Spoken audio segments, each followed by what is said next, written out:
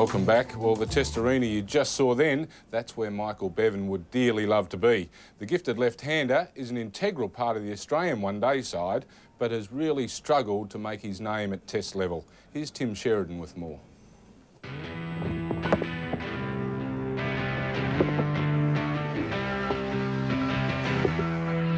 If this story was going to be about a change in Michael Bevan's attitude to Test cricket, there'd be nothing to report. I've never lost that ambition or desire. That's one of the reasons why I play cricket, because I want to be a great Test player for Australia, and that's been my goal since I've been a kid. That'll never go, I'll never disappear, and even if I don't get picked in the next couple of years, it still won't disappear until I go. I have to use that to keep playing at my best, because I have to use that to drive me to be the best possible player that I can be. And but what I've got to do is put it in perspective and just say, well, hang on, I might not play again, but if I do, let's be ready and enjoy it. But also come to terms with it if I don't play again. Make a castle.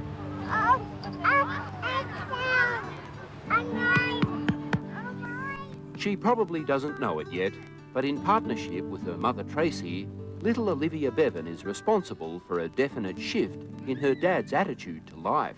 I think she's actually made him realise that there's more to life than cricket.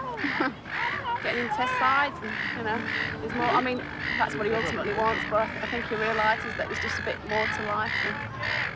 Perspective. Yeah, that's right. It's the word. Yeah, he's got that now. Oh, I think it's just given me a taste and another side to life, I suppose, more than anything else.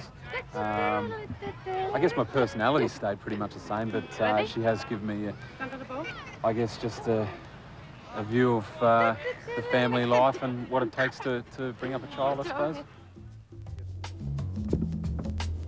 Michael Will Bevan arrived in first-class cricket with a century, gifted, good-looking, and with a smouldering intensity that left little room for failure. Oh, well played again. That'll go all the way. His teammates had a name for that. Do you still have any bev attacks, as they call them? Yeah, I had one on the golf course the other day, actually. We were playing really well and lost, and it really wound me up. But yeah, I still have bev attacks. But again, I think those bev attacks have always been to do with me and never really anyone else. And I've never been a problem for anyone else, and I've always pretty much bared that in mind. So whenever it crossed the line, then obviously they have to go. Yeah, I think it's something I look back and say it was a fairly colourful time for me, but not a worrying time. They were always short, sharp, and over pretty quickly. In 1994, facing the blowtorch of a subcontinental tour debut against Wakar and Wasim, he averaged 60, but came home to be dropped against England that summer. Hops, and it's in the air, and he's got him, yes! Recalled in October of 96, Michael was dumped and then recalled again in the home series against the Windies.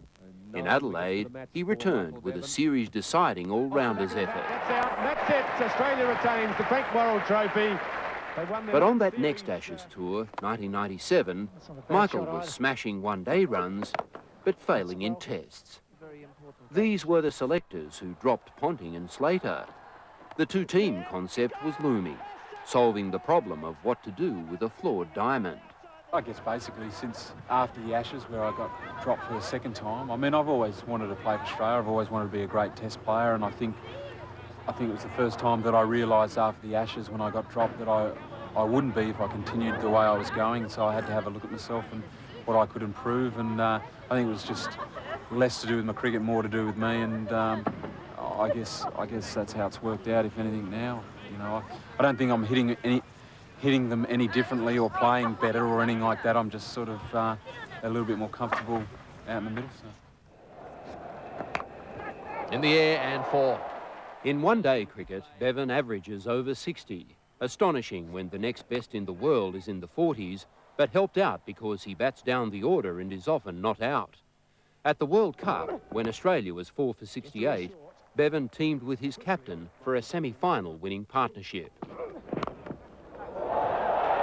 This time, one bounce, 4 runs.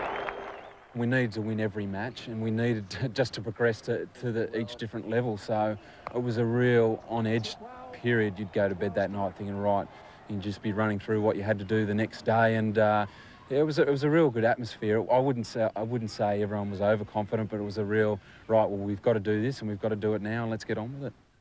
At the start of this summer, Michael put his hand up for the captaincy of his state. His expectations weren't high, but mostly it's been a struggle to find a win. It's a pressure time for New South Wales, isn't it? Because you've got to try and get them back up there. No, not really. I look at it the other way. I don't think we can go any lower. I think that we've had a couple of lean years and I think there's only one way to go and that's up. So I don't think there is any pressure. I think that perhaps sometimes the players feel pressure because a lot's expected of them. But, you know, I try not to harp on that and I just try to get them to enjoy it and focus on playing good cricket, and that's all I try and do. So that's it. He's got to hit a boundary. He'll probably pitch it in towards the leg stump in the full. It's there.